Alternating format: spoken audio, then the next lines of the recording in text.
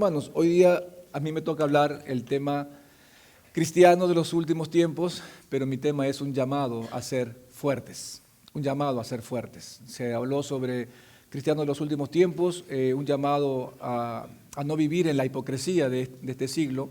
El segundo tema fue un llamado a no temer y ahora es un llamado a ser fuertes. ¿Por qué un llamado a ser fuertes? ¿Por qué el Señor nos habla sobre que tenemos que ser llamados a ser fuertes? Porque no es un tema actual, no es un tema que digamos cobra más relevancia en este tiempo, porque siempre el cristiano o el que ha seguido a Cristo a lo largo de todos los siglos siempre ha necesitado ser fuerte, desde el tiempo de la creación, desde que Adán y Eva pecaron y pasando a lo largo de todos los siglos y de los miles de años, el hombre siempre ha necesitado ser fuerte. ¿Fuerte para qué? Para salir adelante, fuerte para alcanzar metas, fuerte para poder lograr aquello que pareciera imposible poder alcanzar. Entonces, la fortaleza o el ser fuerte no es un lenguaje, que deba sorprendernos, ¿no? Sino más bien es un lenguaje que nosotros debemos asumirlo como algo que debemos practicar todos los días de nuestra vida. Porque el día que nosotros dejemos de ver o de entender que la fortaleza es necesaria para poder seguir en esta vida y seguir luchando, entonces ese es el día que nosotros vamos a dejarnos vencer. Pero es importante también entender de que la fortaleza, si bien es cierto, puede salir de la propia voluntad de uno, ya sea porque sean tus hijos, como muchos padres de familia dicen, no, para mí mis hijos son los que me dan fuerza. ¿Han escuchado esa frase? Ellos son mi fortaleza. Darles para ellos todo lo que necesitan es mi fortaleza. Por eso me levanto a las 5 de la mañana y me acuesto a la 1 de la mañana, y por esto y por aquello, o mi esposo, o mi esposa, o mi padre, cualquiera que sea la motivación que te impulsa a ti a poder hacer algo, vamos a llamarlo que es tu fuerza para poder seguir adelante. Pero también vale decir de que como seres humanos no siempre vamos a tener fuerza. Van a haber momentos en nuestras vidas donde la fortaleza nos va a faltar. Va a haber momentos en nuestras vidas en que nos vamos a sentir débiles. Vamos a sentirnos que no podemos dar un paso más o vamos a sentirnos que no podemos seguir avanzando. La debilidad es propia del ser humano y si no la entendemos, entonces podemos llegar al punto en que nos deprimamos a nosotros mismos. Porque allí es donde viene esa palabra, ¿por qué no lo pude hacer? ¿O por qué no pude hacer un poco más? ¿O por qué no pude hacer esto? Y vienen las autocríticas. Cuando nosotros entendemos esto y vamos a la Escritura, vamos a darnos cuenta de que hay una fortaleza que es infaltable. Hay una fortaleza que siempre va a estar allí y aun cuando nos caigamos, siempre va a haber alguien que está dispuesto a levantarnos y es la fortaleza del Señor.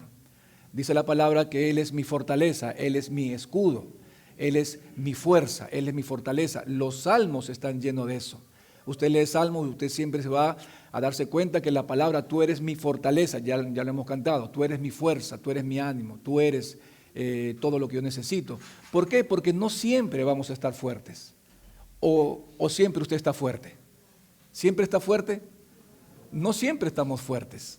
Necesitamos una fortaleza mayor en nuestra debilidad para que nos ayude a levantarnos en los momentos más difíciles. Por eso que quiero yo compartirles el día de hoy un tema que hay muchos que no lo han entendido respecto a qué se refiere, ¿no? Y ahora que lo vamos a leer, junto conmigo van a entender. La dinámica de este mensaje va a ser es más que todo narrativa. Vamos a ir narrando los eventos que están sucediendo y vamos a ir aplicando. Vamos a ir viendo los versículos y vamos a ir narrando y vamos a ir aplicando según la necesidad o lo que Dios quiera darnos a cada uno de nosotros de manera individual. Vamos a ir al libro de Mateo, capítulo 17, del verso 14 al 21. Dice así: cuando llegaron al gentío, vino a él un hombre que se arrodilló delante de él diciendo: Señor, ten misericordia de mí, hijo, que es lunático, y padece muchísimo porque muchas veces cae ¿dónde? En el fuego, y cuántas veces más después, en el agua, y dice, y lo he traído a tus discípulos, pero no le han podido sanar. Respondiendo Jesús dijo, oh generación incrédula, ¿y qué más? Perversa, ¿hasta cuándo he de estar con vosotros? ¿hasta cuándo os he de soportar? Y luego dice, traédmelo acá. Y reprendió Jesús al demonio, el cual salió del muchacho, y éste quedó sano desde aquella hora. Viniendo entonces los discípulos a Jesús aparte, dijeron, ¿por qué nosotros no pudimos echarlo fuera? Jesús le dijo, por vuestra poca, porque de cierto os digo que si tuviereis fe como un grano de mostaza, diréis a este monte, pásate de aquí y allá, y se pasará, y nada os será imposible. Pero, dice este género, hablando de los demonios que estaban tomando cuerpo de este muchacho, dice, pero este género no sale sino con oración y ayuno. Pero ¿sabes qué? Es interesante porque cuando uno ve los versos anteriores, se va a dar cuenta que están sucediendo dos sucesos a la par. Primero, habían 3 discípulos que no estaban en este momento. Los capítulos anteriores, versos anteriores, dicen que habían 3 discípulos de ellos, Pedro, Juan y Santiago, que habían ido con Jesús al monte, habían subido al monte, y habían 9 que habían quedado abajo. Cabe resaltar que esta experiencia de elección que tiene sobre estos 3 discípulos no tiene nada que ver con una especie de preferidos, una especie de llamados para que participen de algo de la que Dios no quería que los otros participen. Lo que estaba ocurriendo aquí simplemente es que Dios quería enseñarle a los discípulos algo diferente. Mientras 3 estaban viendo la gloria, otros 9 estaban sufriendo abajo. Entonces uno como que se pone a pensar y dice, ¿por qué Dios hace ese tipo de elección? Hay 3 en el monte que estaban con Él y estaban viendo su divinidad, estaban viendo su gloria, y habían 9 que estaban quedándose en el llano, pero recibiendo la enseñanza de otra manera, de otra forma. No es que no estaban recibiendo enseñanza, la estaban recibiendo, pero de otra forma.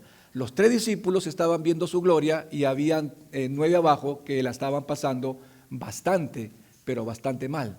Entonces, cuando uno lee esta parte, se da cuenta de algo, que Dios tiene en cierta manera preferidos, Dios tiene gente a quien Él quiera favorecer más que a otro. La respuesta es definitivamente que no.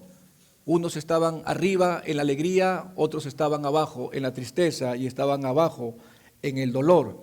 Unos estaban siendo en cierta manera bendecidos, porque si nosotros catalogamos la bendición como algo que tiene que estar relacionado con el placer, definitivamente vamos a decir que no, que los que estaban abajo no estaban siendo bendecidos y los que estaban arriba sí están siendo bendecidos. ¿Sí me explico?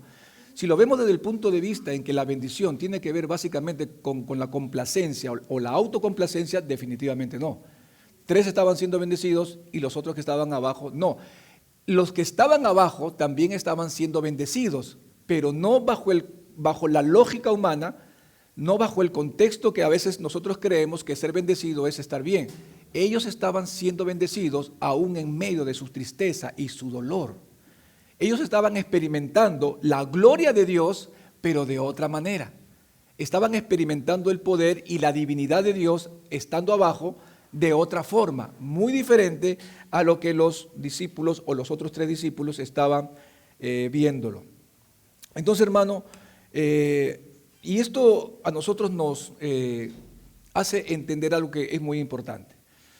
Cuando uno piensa en el monte donde estaban los 3, sabemos que la palabra monte tiene un significado bastante importante en el Antiguo Testamento, porque es en el monte donde ocurrieron muchas cosas extraordinarias, como por ejemplo cuando Elías subió al Monte Carmelo, y en el Monte Carmelo, usted sabe, él oró para que cayera fuego del cielo, y luego hubo digamos así, un sacrificio de 850 profetas de Baal y de Acera. Fue en el monte donde Moisés recibió las tablas de la ley. Fue en el monte donde hubo la sustitución de Isaac por un carnero, dándonos a mostrar de que el plan redentor en un futuro de lo que Cristo iba a hacer por nuestras vidas. Fue en el monte donde Jesús se transfiguró delante de los discípulos y escucharon una voz que le decía: este es mi Hijo amado en quien tengo complacencia, donde también se repite cuando Él se bautizó. Entonces, cuando uno habla del monte, definitivamente está hablando de sucesos que ocurrieron y que realmente tenía un significado bastante profundo en ese sentido. Entonces, cuando ellos están ahí, no me imagino cómo vieron a Jesús transfigurarse, cambiar su aspecto físico, cambiar como ellos lo conocían. Ya no era el mismo Jesús en el sentido de gloria que estaban viendo en ese momento. Estaban viendo a un Cristo transfigurado, transformado, a un Cristo que estaba teniendo una experiencia gloriosa, se estaba manifestando de algo como los discípulos jamás lo habían visto y jamás lo habían experimentado, una visión de su maestro más allá de lo que ellos podían imaginar. Entonces nos ponemos a pensar que los indicadores de la fe de ellos estaban en su nivel máximo. Sus indicadores de fe, si es que hay un indicador de fe, tienen que estar al tope. Si decimos que si podemos medir el espíritu con un espiritualómetro, podríamos decir que ellos estaban pues al borde del éxtasis, de la fe, de algo increíble, porque estaban viendo al Hijo de Dios como jamás en su vida lo habían visto. Entonces, esto es muy interesante que nosotros lo entendamos, porque ellos estaban teniendo esta experiencia. Además, también puedo añadir que también ellos tuvieron una experiencia directa con el Antiguo Testamento. ¿De qué manera, pastor? Estaba Moisés, que representaba la ley, y estaba Elías, que representaba a los profetas. Ellos se presentaron delante del Señor y lo vieron y los identificaron. ¿Cómo se hubiera puesto usted si hubiera estado en ese lugar, en el lugar de los discípulos? ¿No es cierto? Si en la actualidad, cuando hay cierta manifestación o sienten una corrientita, ya para ellos el día está solucionado, porque han sentido un calorcito, como muchos dicen, ¿no? Uy, sentí un calorcito, ¿será el Señor? Sentí una corrientita, ¿será el Señor, el Espíritu Santo? Y hacemos de esas experiencias tan sensoriales, emotivas, como si fuera wow, decimos, ¿no? Imagínese usted ver al Maestro en la apariencia divina. Tiene que haber sido una experiencia totalmente extraordinaria. Sin embargo, abajo habían 9 que estaban lidiando con problemas. Abajo habían 9 discípulos que estaban lidiando con un problema que había superado incluso hasta su propia fe, al concepto que ellos tenían. Sí me estoy dejando entender hasta ahora. 2 grupos, uno arriba en la mayor expresión de la fe y un grupo abajo que estaba lidiando con problemas, con una situación que incluso había superado su fe, rodeados de palabras duras, un ambiente hostil, que era totalmente distinto y diferente a lo que los que estaban arriba estaban experimentando. Entonces, hermano, ¿qué nos muestra a nosotros el Señor en esta primera parte? Algo que debemos entenderlo, que aunque Dios trabaja de maneras diferentes con cada uno de nosotros, porque muchos de los que estamos aquí presentes podemos estar, algunos pueden estar en el monte, experimentando indicadores de fe de una manera increíble, pero hay muchos de ustedes que están sufriendo un dolor tremendo porque están abajo. Muchos de ustedes están experimentando con situaciones durísimas en sus vidas. Otros están experimentando indicadores de fe, de gloria. En ambos casos están siendo bendecidos, solamente que Dios trabaja de una manera diferente, ¿no es cierto?, para mostrar su gloria, y trabaja de una manera diferente con otros para mostrar su gloria. El pastor Emilio ya lo dijo, que las aflicciones del tiempo presente no son comparables con la gloria venidera que ha de manifestarse, sino que ejerce un eterno peso de gloria. Hermano, cuando uno es probado y está pasando por momentos complicados, también está siendo bendecido. Si entendemos que la bendición también viene por ese lado, entonces también está siendo bendecido. Y no tiene por qué ponerse triste cuando vea al hermano que está siendo bendecido en términos materiales y diga cómo Dios lo bendice. A ti también te bendice. Porque el fin de Dios, cuando trata con estos 2 grupos, el fin de Dios, aunque trabaja en formas diferentes, en ambos casos Dios tiene un solo fin. ¿Cuál es? Fortalecer tu fe. Fortalecer tu fe, fortalecer nuestra fe. Esa es la consigna de Dios para con nosotros, y lo fue en ese momento para con ellos. Entonces, cuando ellos estaban en esa experiencia arriba, luego comienza a decir el verso que hemos leído más abajo, cuando él dice, ¿sabes qué? A los discípulos tenemos que bajar, tenemos que irnos. vamos descendiendo, porque Jesús sabía lo que estaba pasando abajo, le dijo, vamos. Y mientras ellos iban caminando, mientras bajaban del monte, le decía, no le digan a nadie lo que está ocurriendo o lo que ha ocurrido ahorita, hasta después que yo resucite. Pero dice que mientras bajaban y le hacían otras preguntas al Señor y el Señor le respondía mientras ellos se acercaban a la parte baja donde los discípulos estaban luchando con una situación bastante complicada y difícil, hasta que llegaron a la parte baja y se encontraron con un gentío, con una multitud de personas que estaban alrededor de los discípulos y que estaban, que los presionaban. Ahora, una de las cosas que tenemos que preguntarnos es, ¿quiénes eran este gentío? ¿Quiénes eran estos gentíos? Mateo no nos dice quién era este gentío, solamente dice que había una multitud, pero Marcos 9:14 sí nos dice quién era este gentío. Y dice, cuando llegó una multitud alrededor de ellos y escribas que disputaban con ellos, dice, escribas que estaban disputando con ellos,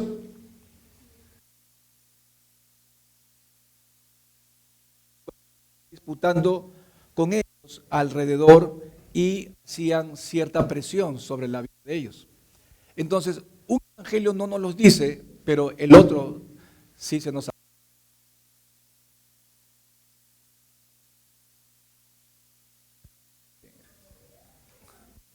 ¿Sigo hablando o no? Okay. Problemas técnicos.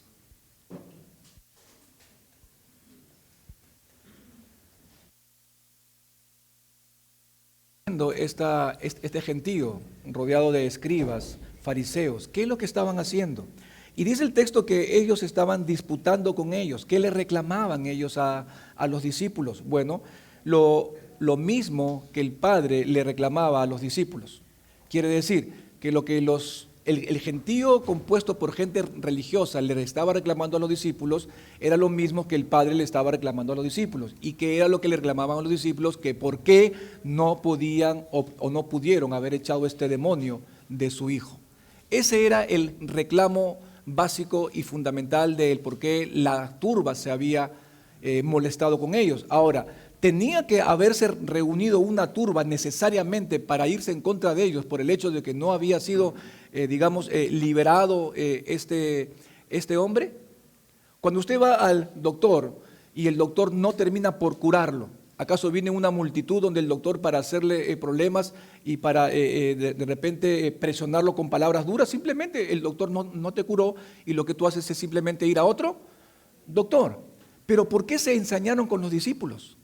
¿Por qué fueron donde ellos? ¿Por qué comenzaron a presionarlo de tal manera a ellos que Jesús tuvo que intervenir? Eso lo voy a dejar para después. Entonces, cuando Jesús baja y viene y se presenta delante de ellos, lo primero que hace Jesús es preguntar y les dice, ¿qué disputaban entre ustedes? ¿De qué están hablando? No dice qué conversan, no dice qué comparten. Dice que disputan o que disputaban entre ellos. Parece que la conversación entre ellos era una conversación bastante acalorada, no era una conversación fácil, era una conversación difícil, que de repente llegaron a los gritos y a los insultos, no lo sabemos, no nos dice el texto, pero ya de por sí el hecho de hablar de disputa, estamos hablando de palabras subidas de tono, de caracteres encontrados, gente alterada, gente que pudo haber incluso hasta desestimado lo que ellos como discípulos del Señor eran. Era una expresión que los escribas estaban diciendo y que si Jesús tuvo que preguntar es porque la cosa estaba que se ponía brava. Por algo Él preguntó, porque veía que las cosas se estaban poniendo bastante difíciles y los discípulos que estaban a su alrededor estaban sufriendo todos esos embates de los que le rodeaban en ese momento. Cuando vieron que venía Jesús y dijo que disputaban, entonces entiendo yo que la multitud que estaba allí mirando a los discípulos vieron y dijeron, bueno, ahí está el maestro, vamos donde él, vamos a decirle lo que está ocurriendo. Y vinieron y le dijeron, Jesús, hola Jesús, ¿cómo está? Buenas tardes, ¿qué tal? ¿Todo bien? Mira, ¿sabes qué? Tenemos aquí un problemita. Tenemos un gran problema aquí entre tus discípulos y nosotros. Entonces dice el verso Mateo 17, verso 15, dice, y el padre del muchacho dice que le dijo a Jesús, ten misericordia de mi hijo, que es lunático y padece muchísimo, porque muchas veces cae en el fuego y muchas veces en el agua. No era algo fácil para el padre, no cree. ¿Qué intentaba este demonio? Intentaba dos cosas, ahogarlo o quemarlo. En otras palabras, quería matarlo. Pero ¿sabe por qué no moría? ¿Sabe por qué nunca terminó nunca logró su cometido de ahogarlo y de quemarlo? Porque siempre estaba el papá. El papá siempre estaba ahí para salvarlo. Cada vez que veía que se estaba ahogando, se tiraba de repente, tú sabes, y lo sacaba. O cada vez que estaba en el fuego, él corría y el padre se quemaba seguramente con el hijo, con tal de que no muriera. Salía con heridas de quemaduras, no nos explica de cuántos grados, o que hasta qué punto se estaba ahogando, que botó agua. No nos dice el texto. El punto es que él no murió porque había un padre que estaba allí cada vez que él tenía esas manifestaciones demoníacas. La pregunta también surge y decimos, ¿cuánto más el padre podría soportar este tipo de presiones? ¿Cuánto más el padre en su desesperación podría soportar ver sufrir a su hijo de esta manera? ¿Cuántos han sufrido por sus hijos? Solamente los que han visto sufrir a sus hijos pueden entender lo que este padre está sintiendo. Definitivamente lo que está diciendo aquí este hombre, ¿sabes qué, Señor? No puedo más. Por eso que la multitud que conocía el problema que tenía el padre también se molestó con los discípulos. ¿Por qué? Porque los discípulos se presentaban delante de la multitud diciendo, somos los mensajeros del Señor, hemos venido a liberar, a sanar, en Jesús hay poder, en Él hay gloria, confíen y esto. Y cuando vieron que no podían, entonces esas esperanzas e ilusiones que ellos tenían, simplemente veían cómo se disipaba. Y vino la molestia y la reacción de ellos porque habían puesto su esperanza en los discípulos. Sin embargo, cuando estas cosas están ocurriendo en ese mismo momento, surge una de las grandes preguntas que nosotros como cristianos podemos hacernos. ¿Acaso no tenían los discípulos poder para liberar demonios? ¿No tenían los discípulos el poder y la autoridad dada por Jesús para sanar enfermos? Sí la tenía. Mateo capítulo 10, verso 1, dice que Dios le había dado autoridad apostólica para poder hacer este tipo de trabajo. Y dice, entonces llamando a sus 12 discípulos, ¿les dio qué? Autoridad sobre ¿quién? Sobre los espíritus inmundos, para que los echasen fuera y para sanar toda enfermedad y toda dolencia. Los nombres de los 12 apóstoles son estos. Primero, Simón, llamado Pedro, y Andrés su hermano. Jacobo, hijo de Zebedeo, y Juan su hermano. Felipe, Bartolomé, Tomás, Mateo, el publicano, Jacobo, hijo de Alfeo, Lebeo, por sobrenombre Tadeo, Simón el cananista y Judas Iscariote, el que también le entregó. A estos 12 quítale 3 nombres, acuérdese. 12 menos 3, 9, ¿no es cierto? Entonces, habían 9, aquí tienes que quitarle a 3, porque estamos hablando de los 9 que estaban abajo. Entonces, ellos tenían autoridad y tenían poder. Les había conferido el Señor poder para hacer este tipo de trabajo y liberar a este muchacho de estos demonios. ¿Cuál era el gran problema? ¿Qué había pasado acá? La multitud esperaba mucho de los discípulos. La multitud esperaba mucho de ellos y no había respuesta. Y ¿sabe qué, hermano? Muchas veces en nuestras vidas la gente espera mucho de nosotros. Y cuando la gente ve que lo que nosotros decimos no llega a cumplirse, entonces comienzan las presiones sobre nuestras propias vidas. Cuando las personas comienzan a ver que no es o no resulta lo que nosotros les estamos diciendo, es donde las personas comienzan a dudar. Y nosotros mismos comenzamos a desanimarnos. Porque ¿cómo es posible si Dios me dijo que yo Puedo predicar a los matrimonios y esto restaurarse. ¿Cómo todavía, pastor, el matrimonio de mi hijo todavía sigue complicado? Y usted ya predicó, ya le habló, ya le dijo. ¿Dónde está este Cristo que restaura matrimonios? Este Cristo que puede sanar a un adolescente. ¿Dónde está este Cristo que puede hacer este milagro, transformar la vida de la gente? O a mi hijo que es drogadicto. ¿Dónde está ese Cristo? A veces, hermano, ¿sabes qué? Cuando la visión del hermano, la visión del predicador o la visión del cristiano no está cimentada en la orden, sino está cimentada en el don, en el llamamiento, ahí es donde viene el gran problema.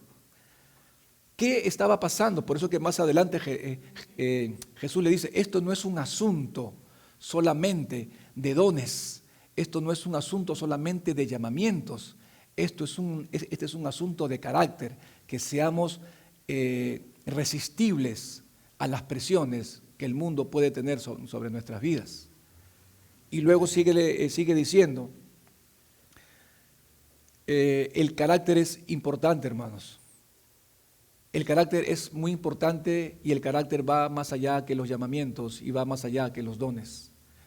Porque un don que no ejerce carácter o una vida cristiana que no es ejercida por el carácter, es muy probable que sea un creyente poco resistente, que no tenga mucha resistencia ante las presiones de aquellas personas quienes demanden mucho de nuestras vidas. A veces nos hemos encontrado con muchas consejerías donde se nos ha dicho, pastor, ¿y cuándo terminará? ¿Cuándo cambiará mi esposo? ¿Cuándo cambiará mi esposa? ¿Cuándo mi hija vendrá a los pies de Cristo? ¿Y cuándo será? Porque usted predicó el día domingo que Dios es capaz de hacer cualquier cosa, aún hasta lo imposible. Y sabe que, hermano, muchas veces no sabemos qué responder. Muchas veces no sabemos qué responder.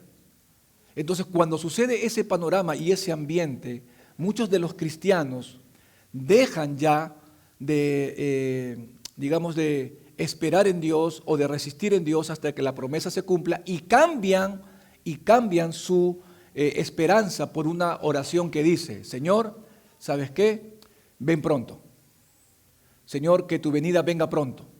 Señor, ¿sabes qué? Esta situación me está ocurriendo. ¿Sabes qué? Tú eres un Dios de justicia o de juicio y tú eres un Dios de venganza. ¿Sabes qué significa eso? Ese tipo de oraciones son de creyentes que ya no tienen más capacidad para soportar. Son oraciones de creyentes que han perdido la capacidad de resistencia y optan por lo más fácil, decir, ¿sabes qué, Señor? O te lo llevas o te lo mando. No sé. Comenzamos cambiamos nuestra oración en ese sentido. Lo único que está demostrando es que han perdido la capacidad de resistencia. En otras palabras, no hay carácter. Porque cuando Dios promete, hermano, usted tiene que confiar en que la orden que Él ha dado se va a cumplir de todas maneras. Solamente que no siempre va a ser de la manera como tú quieres. No siempre será en tu momento ni en tu tiempo, pero sí te manda a soportar y a resistir hasta que esto venga. Eso es lo que estaba buscando el Señor. Eso es lo que estaba sucediendo en este lugar. La mayoría de los creyentes ya no se sostiene por carácter, se sostiene por los dones, por el llamamiento. Pero si soy llamado, si tengo el don, debería pasar, no necesariamente. No tenga que pasar el hecho de que tengas los dones espirituales dados por el Señor o un llamamiento efectivo en tu vida. Tenga que suceder, como yo soy pastor y Dios me ha llamado al pastorado, simplemente salgo por las calles y digo a la gente, soy pastor, y tienen que venir millones de personas. No va a pasar así. Porque nuestra vida no depende de los dones espirituales o de los llamamientos que Dios te hace. Los discípulos creyeron que solamente por el hecho de tener la orden del Señor para expulsar demonios, tenía que ser así. Hermano, si fuera así, podríamos entender entonces que dice, cree en el Señor Jesucristo y serás salvo. Tú, no tendríamos espacio acá. ¿O sí? No tendríamos espacio. ¿Cuántos de ustedes aquí presentes tienen años creyendo en Cristo y tienen a un esposo que no se rinde a los pies del Señor? ¿Cuántos de ustedes tienen a una esposa que no se rinde a los pies de Cristo? O hijos que andan descarriados por este mundo y usted ha creído y viene creyendo en años y no sucede. Hermano, es que no es así. No es así. Creo que una de las cosas que nos ayuda a soportar las presiones de esta vida. Está básicamente ligado con el carácter. Es lo más seguro. Y eso es lo que estaban faltando en ese momento. Los 9 que estaban abajo estaban teniendo una experiencia bastante difícil con las presiones que estaban ocurriendo a su alrededor. Verso 17 dice: Jesús responde: oh generación incrédula y perversa, ¿hasta cuándo he de estar con vosotros? ¿Hasta cuándo os he de soportar? ¿No? Entonces Jesús reacciona de una manera bastante dura y fuerte y le dice: oh generación incrédula. Qué fuertes palabras, ¿verdad? Que los discípulos le digan, porque le dijeron: Señor, ellos no han podido echar a este demonio. Jesús voltea y se dirige a ellos y le dice: generación incrédula y perversa. Ahora, particularmente hablando, yo no creo que se estaba dirigiendo a los discípulos, aunque no niego la posibilidad de que él se haya molestado con los discípulos. No niego esa posibilidad tampoco, ¿no? Porque ya muchas veces Jesús los había, exhortado a ellos por su falta de fe. Hombres de poca fe, y le decía cuando ellos estaban en la barca y estaban asustados porque pensaban que se iban a hundir, o cuando Pedro estaba allí y pensaba que se iba a hundir, los exhortó. Cuando multiplicó los panes y luego ellos confunden nuevamente el hecho de que no había pan y le dice: ¿dónde estaban esos panes que yo multipliqué? ¿Acaso no les sirvió de enseñanza lo que yo hice en el pasado? ¿Por qué todavía siguen dudando? ¿Por qué todavía siguen teniendo temores? Entonces era una cuestión en ese momento en la que él le dice: oh generación incrédula, pero también creo que a quienes se estaba refiriendo era a los que estaban a su alrededor, a los escribas y fariseos incrédulos y a esa multitud. ¿Por qué? Porque recordemos algo que es muy importante en la Escritura. La palabra generación incrédula siempre básicamente se refiere con frecuencia a una connotación negativa para describir el estado moral y espiritual de las personas que estaban en ese entonces y no necesariamente a ellos. En otras ocasiones le dice: oh generación incrédula y adúltera, añade estos calificativos para referirse a una generación de personas que vivían de espaldas al Señor. Entonces, hermano, hasta aquí, ¿podemos llegar a la conclusión de que los discípulos estaban fuertemente presionados? Definitivamente sí. Tenían muchas presiones allí, estaban siendo duramente cuestionados. ¿Por qué? Porque no habían podido echar al demonio del muchacho, no habían podido. La frustración de ellos, el enojo de las personas, la participación de Jesús, todo se había armado. No nos dice la Escritura con exactitud cuál era el ambiente, pero podemos imaginarnos lo que pudo haber estado allí. ¿Cuántas veces no somos cuestionados por nuestra fe? ¿Alguna vez has sido cuestionado por tu fe? ¿Alguna vez cuando te han visto sin trabajo y te han dicho: tú que eres cristiano y que crees que Dios es el que te da, ¿por qué no te da? ¿Alguna vez te han cuestionado por tu fe y te han dicho una serie de cosas que han llegado a dudar o hacerte dudar acerca de quién tú has creído? Yo creo que todos los que estamos aquí presentes hemos pasado por esas situaciones. Han presionado nuestra fe, nos han hecho dudar de lo que realmente somos y hemos muchas veces cedido ante ello y nos hemos desanimado y nos hemos desalentado ante ello. Entonces, cuando Jesús se enfrenta con este demonio y luego le dice: tráiganmelo acá, traen al muchacho, lo presentan delante del Señor, y Jesús en ese momento dice que habló y le dijo al demonio que saliera de él, y en el acto el demonio salió. En ese momento la algarabía de las personas, el padre estaba contento, su hijo estaba más que sanado, estaba liberado. No tenía una enfermedad, tenía una posesión demoníaca. Entonces era más que una sanidad, era una liberación.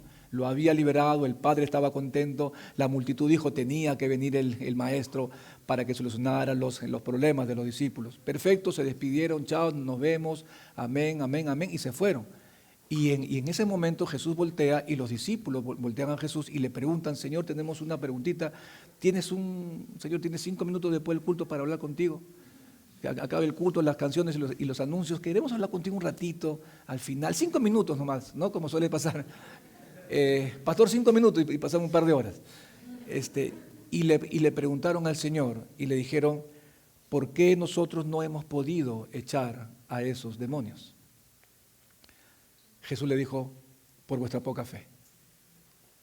Antes de eso, estas presiones que los discípulos estaban experimentando no era algo que también el apóstol Pablo también lo experimentaba. Sí, pero ¿sabe cuál es la diferencia? Que Pablo no tenía temor en reconocer que estaba siendo presionado. Segunda de Corintios capítulo 4, verso 8, dice,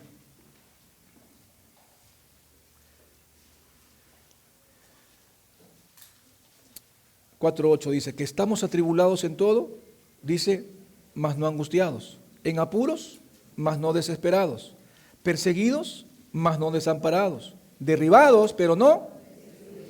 Entonces, ¿cuál es la expresión del apóstol Pablo aquí? Hay una expresión que él manifiesta, tengo una situación de presión.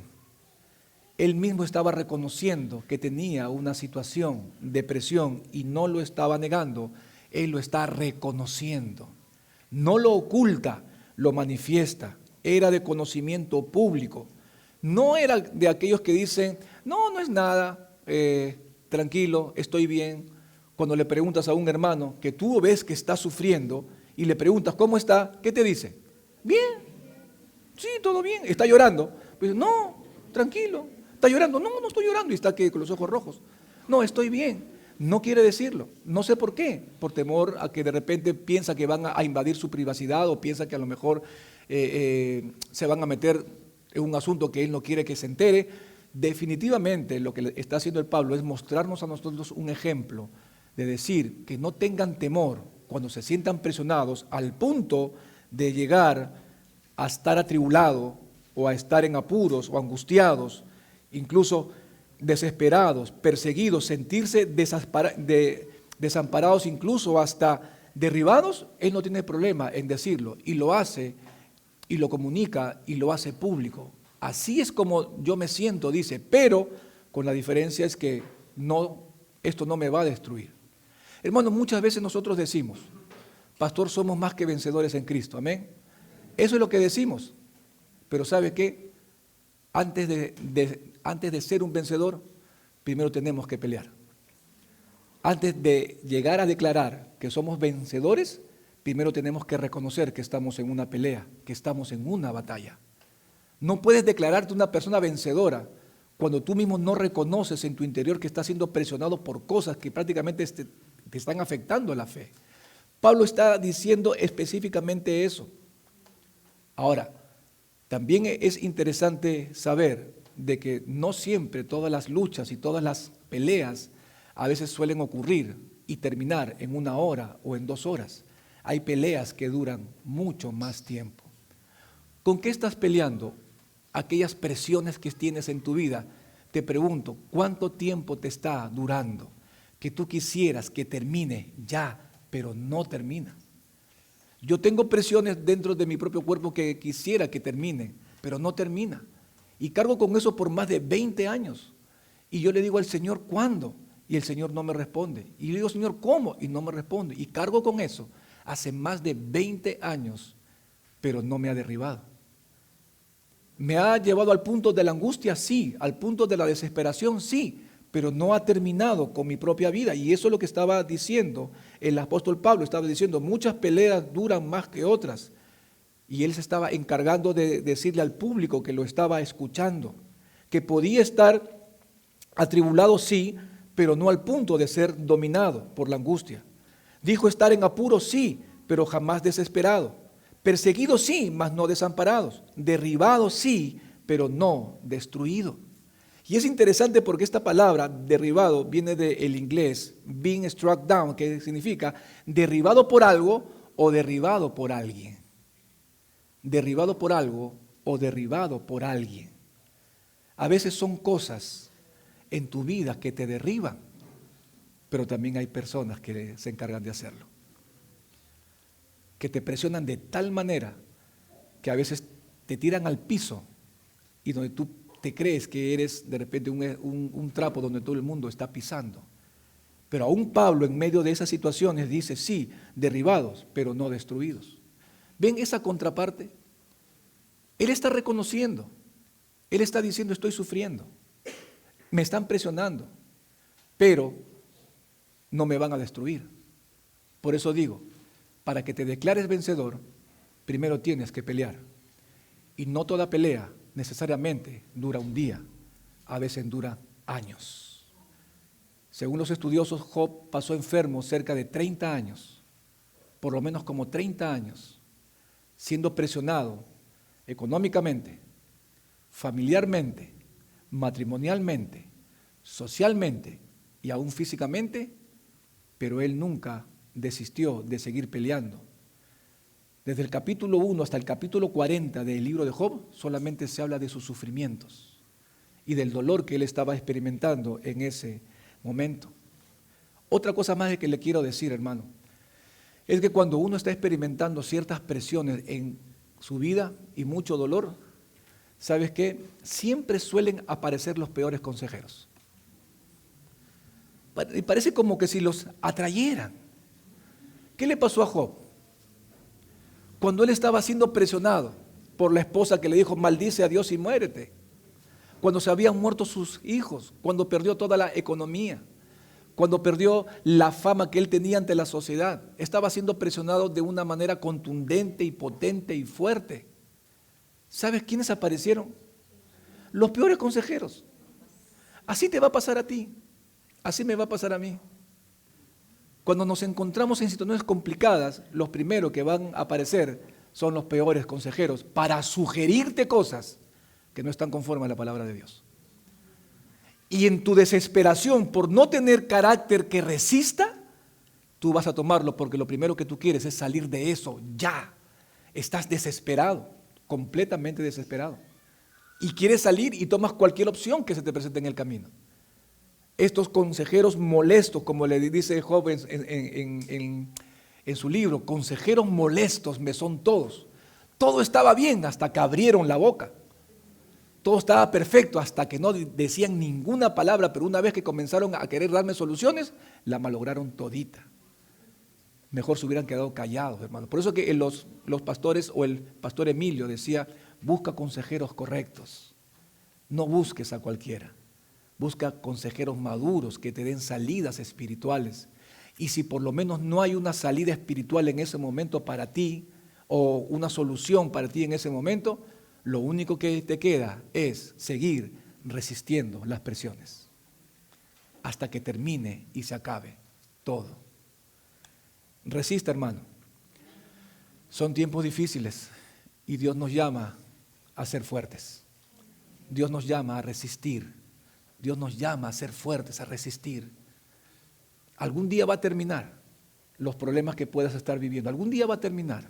Pero cuando termine, te haya permitido tener musculatura espiritual, fortaleza y fuerza espiritual. Y no tenga que Dios haberte sacado de una situación porque veía que ya no, simplemente tú ya no querías más. Entonces, Pablo tenía estas presiones y Jesús les exhorta por su incredulidad, lo que ellos estaban haciendo. ¿Falló la palabra de Dios? Absolutamente sabemos que no. Habrán pensado ellos, no como muchos ahora. De repente, Felipe, de repente no hemos usado bien la palabra correcta para expulsarlos. De repente tienes que poner tu voz más aguda. Decir en el nombre de Jesús ahora. Pues, ahora, como dicen algunos que hablan, ¿no? O de repente en coro. De repente si 4 gritamos al mismo tiempo sale. Comenzaron a buscar la modulación de la voz a lo mejor para que el demonio salga. No, estos predicadores que hacen una voz medio extraña porque creen que así tendrán más autoridad. Y bueno, usted sabe, eso no es verdad. La autoridad de la palabra de Dios no necesita nada adicional. Su sola palabra tiene poder.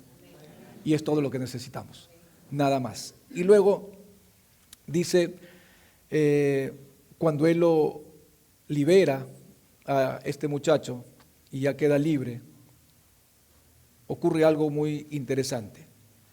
Jesús los llama a un costado, como le dije, los discípulos conversan con él y dijeron, Señor, ¿y nosotros por qué no lo usamos? ¿Por qué no lo pudimos expulsar? Por vuestra poca fe, por vuestra poca fe. Y aquí tenemos que ir con calma porque esa es la parte central del mensaje. Lo que les he dado simplemente es algo para que más o menos ustedes puedan comprender hacia dónde quiero llegar. Pero este es el tema, esta es la parte principal, ¿no es cierto? Cuando dice que no tenían fe, sino que su fe era poca, poca. No dice que no tenían fe, sino que su fe era poca. Entonces, cuando pensamos en la palabra poca, hablamos de cantidad. Hablamos de cantidad. ¿Qué significa poca fe en términos de cantidad? ¿1 kilo? ¿1 litro? ¿Habla de masa? ¿A qué se refiere cuando habla en términos de cantidad? ¿Qué significa poca fe en términos de cantidad? ¿Qué significa fe en términos de medidas? Acordémonos que Dios nos ha dado una medida de fe a nosotros y la palabra medida viene del griego metrón, que nosotros la utilizamos como una medida en la que medimos las cosas en su ancho y en su largo. Entonces, ¿a qué se refiere por vuestra poca fe? Pero mira lo que dice después. Si tuviera fe como un grano de mostaza, entonces ahí la cabeza nos explota a todos. Si dice, por vuestra poca fe, y luego dice, si tuvieras una fe como un grano de mostaza, entonces, Señor, ¿en qué quedamos? Tengo poca fe y luego me dice que me hace falta la fe como una semilla de mostaza. Si la semilla de mostaza es lo que tú quieres que yo tenga, entonces cuando me dice que yo tengo poca fe, entonces, ¿de qué tamaño era mi fe previo a lo que estás diciendo? Entonces, ¿qué más pequeño que una semilla de mostaza? ¿Usted ha visto una semilla de mostaza? ¿Qué más pequeño que eso? Entonces, ¿está hablando en términos de tamaño? ¿En términos de cantidad? ¿En qué términos está hablando aquí? Y es algo que es muy interesante saberlo. Si tenemos fe como un grano de mostaza, dice el Señor, o si tuvieras ustedes como un grano de mostaza, ¿cuál es el sentido correcto de la Escritura? ¿Cuál es el sentido correcto de la Escritura? No está hablando de una cantidad, no está hablando en términos de medidas, sino está hablando de algo que ahora yo les voy a decir. Usted sabe que la semilla de mostaza tiene características especiales. La semilla de mostaza tiene características especiales. Dice que es resistente frente al fuego. La semilla de mostaza es resistente frente al fuego o al ser pisada no se rompe ni se quiebra. También es una de las semillas más fuertes que existen. ¿Y de qué tamaño es? A veces creemos que lo más fuerte es lo más grande, pero a veces la fortaleza está en lo pequeño. Es una semilla que tenía, y es una de las más fuertes. La idea de que la semilla de mostaza no se rompe ni se quiebra ante el fuego o el ser pisada también se utiliza para enfatizar la resistencia y la fortaleza de la fe. Entonces, lo que Jesús le está diciendo, esto no es una cuestión de dones ni de tamaños, sino es que su fe no es suficientemente resistente para soportar las presiones a su alrededor. Eso es lo que le estaba diciendo a ellos. ¿Quiere decir que los discípulos estaban siendo débiles? Absolutamente sí. Y no estaban a la altura de las circunstancias en ese momento. No estaban resistiendo como se debiera. La planta de mostaza es conocida por su resistencia a condiciones climáticas adversas como la sequía, el calor y las heladas. ¡Wow! Imagínense. Usted siempre ha pensado que si tuviera fe como una semilla de mostaza, entonces tú le dices a este monte, arráncate y échate. Usted ya está pensando en su prosperidad, comprarse un carro, conseguir un trabajo, novio o novia, decir, yo sé que Dios me va a dar porque dice la Biblia, debo tener mi fe como un grano de mostaza. Usted lo aplica en ese sentido, pero el verdadero sentido no era ese, sino, ¿sabes qué? Tienes que ser resistente a las presiones de la vida. Por eso, hermanos, Dios nos llama en este tiempo a ser fuertes en medio de un tiempo difícil, donde cada vez más el mundo se está dirigiendo hacia un punto donde los creyentes resistentes son los que van a poder salir victoriosos. Resistencia. Entonces, esto era lo que básicamente Jesús estaba queriendo decirle a los discípulos. Sean resistentes, los estaba llamando a ser fuertes en tiempos difíciles, un llamado a soportar la presión de la vida, los embates de la vida, los insultos, las cuestiones de nuestra fe. Todos ellos estaban allí. La Biblia a menudo representa periodos de prueba y sufrimiento, como el Salmo 23, cuando dice, aunque ande en valle de sombra y de muerte, no temeré mal alguno, porque tú estarás conmigo. Aunque ande, no dice que te vas a quedar. Cuando pases por el fuego no te quemarás. Cuando pases es solo un tránsito, no te vas a quedar porque no te vas a quemar. Si por el río no te ahogarán, no te vas a quedar, Dios no te va a dejar. El punto es seguir caminando, es seguir yendo, es seguir resistiendo.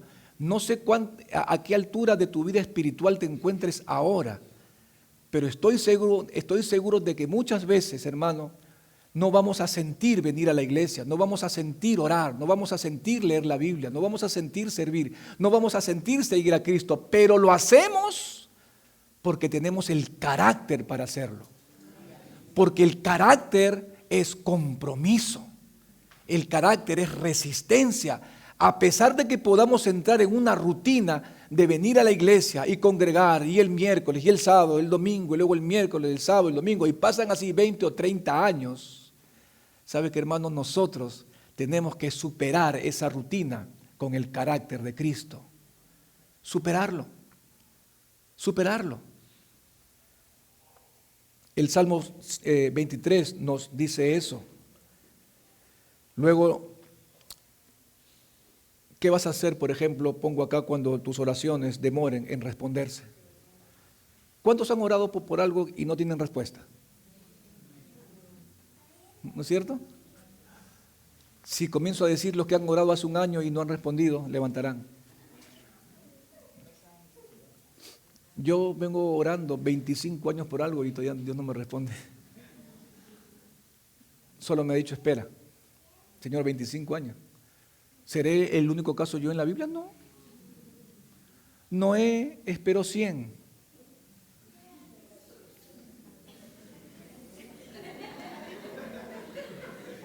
Tengo que quedarme callado. Él esperó 100. ¿Y sabe qué? Él esperó 100 años para construir el arca, aún hablando y predicando que vendría lluvia, cuando nunca había llovido, cuando la tierra se regaba con el rocío. ¿Lluvia? ¿Qué es eso? Por eso que le decía que estaba loco.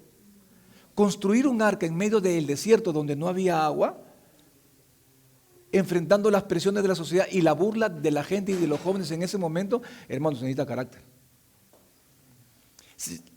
100 años construyendo el arca. 100 años. Usted construye un matrimonio por 20 años y ya se quiere divorciar. No resiste ni siquiera 5 años casado.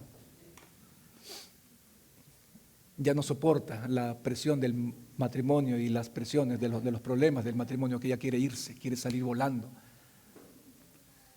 Hermano, soportó 100 años hasta que Dios vino y cumplió lo que Él había determinado.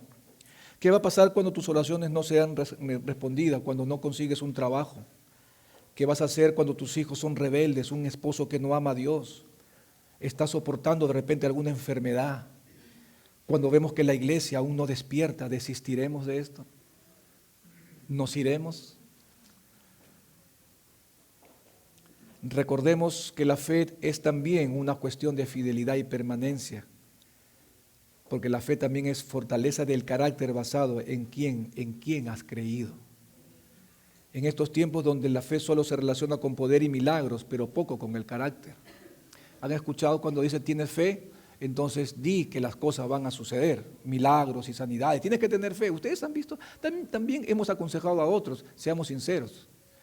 O nunca le hemos dicho a nuestros hijos que cuando tienen un problema tienes que resistir, tienes que ser valiente, tienes que ser hombre, vamos, adelante. No, ten fe, que ya pronto vas a ver que Dios te va a responder. Rapidito te va a responder, si tú tienes fe, Él te va a responder. ¿Y por qué no le decimos a los hijos, ten carácter, ten fuerza, vamos, adelante, sé hombre?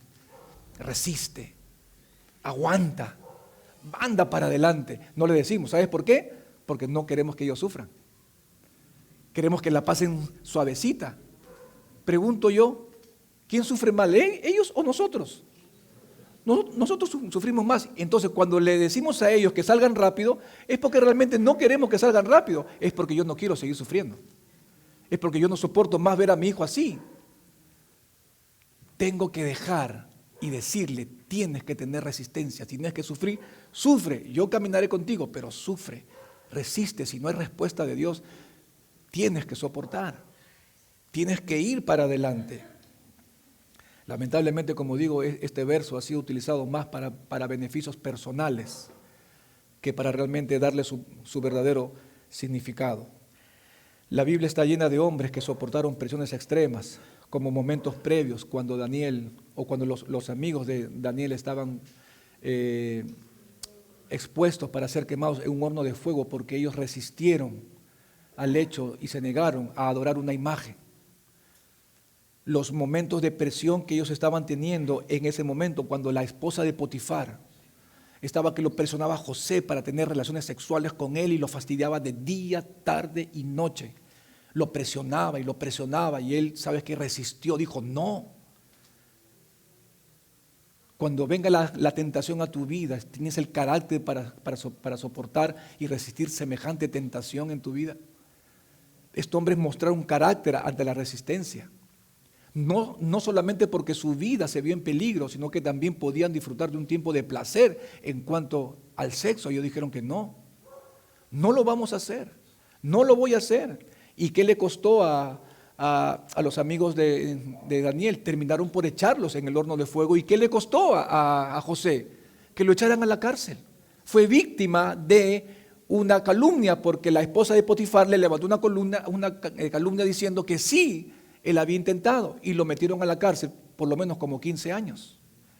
Pero él no desistió, él soportó, él entendió, él dijo, de aquí yo no voy a comprometer mi fe ni mis convicciones, yo voy a soportar, yo voy a resistir. Y eso fue lo que él hizo en ese momento. Ya les hablé acerca de Noé, Hebreos capítulo 11. Es un ejemplo claro de hombres que tuvieron fe y que la mantuvieron a pesar de las presiones. Y era algo así que los discípulos no habían entendido lo que estaban viviendo en ese momento. Jesús les dijo, si tuvieras fe como un grano de mostaza, dirías a este monte, pásate de aquí para allá y os haría caso y nada, os será imposible. Y este género no sale sino con oración y ayuno. Y quiero explicar esta parte. Porque he escuchado a muchas personas decir, pastora, está endemoniado, hay que hacer ayuno y oración. No sé dónde sacaron eso, sinceramente. Creyendo que la oración y el ayuno es una fórmula para expulsar demonios. Jesús no está diciendo eso. Tienes que ayunar y tienes que orar para que este demonio salga. Pero yo no necesito orar y ayunar cuando ya previamente en el capítulo 10 ya me había dado la orden para hacerlo. ¿Su palabra no es suficiente? ¿O tengo que añadir algo más para darle más poder a la palabra? ¿Era eso lo que Jesús estaba diciendo o lo que le estaba diciendo a los discípulos es, ¿sabes qué? Lo que tienes que hacer para que este demonio salga no es ayunar y orar. Lo que tienes que hacer y entender es que la oración y el ayuno fueron establecidos por Dios desde siempre en el Antiguo Testamento como una forma de adorarlo a Él. La oración y el ayuno fue establecido para poder establecer una comunión con Dios más profunda de la que hasta aquí has tenido, no para echar fuera demonios. Oramos y ayunamos en todo el Antiguo Testamento, ya sea para buscar a Dios, para quebrantar nuestros corazones y arrepentirnos de nuestros pecados, ya sea para buscar una dirección de Él o ya sea para tomar una decisión importante en nuestras vidas. Para eso era la oración y el ayuno. Pero muchos no lo han entendido así, lo han usado fuera de su contexto. Lamentablemente eso pasa. Ya nadie quiere soportar, ¿verdad? Por eso salen nuevas filosofías. Yo declaro y yo decreto, ¿no es cierto? Así más visualiza, sueña. Porque cuando tú visualizas, se gesta en tu mente y en tu corazón y luego se realiza. Ya nadie quiere sufrir. Ya nadie quiere tener en su vida que tener que soportar. Hermano, creo que esta palabra del Señor para nuestras vidas es muy importante. Un último ejemplo es el ejemplo de Abraham. Abraham recibió una promesa 25 años antes, y cuando él vio que su cuerpo estaba prácticamente deshecho, estaba ahí que se miró y estaba como muerto, vio a su esposa. No hay forma acá, no hay manera de que salga embarazada. No, es que no hay forma. Pasaron 25 años y él esperó a una promesa que Dios le había dado a él. Él esperó, él siguió, no desistió, él caminó, hermanos. Entonces, vamos a aceptar, vamos a tener que soportar grandes presiones a medida que el fin se vaya acercando. Jesús ya lo dijo: cuando venga el Hijo del Hombre, ¿hallará fe en la tierra? ¿Qué nos quiere decir? Que a medida que el tiempo se va acercando, habrá muchos cristianos que desistan de caminar con Cristo. Pablo le decía a Timoteo que en los postreros tiempos serán tiempos peligrosos, porque habrán hombres amadores de sí mismos, infatuados, rebeldes. Habrá un colapso en la sociedad en cuanto al carácter. ¿Qué vamos a hacer nosotros cuando estas presiones vengan?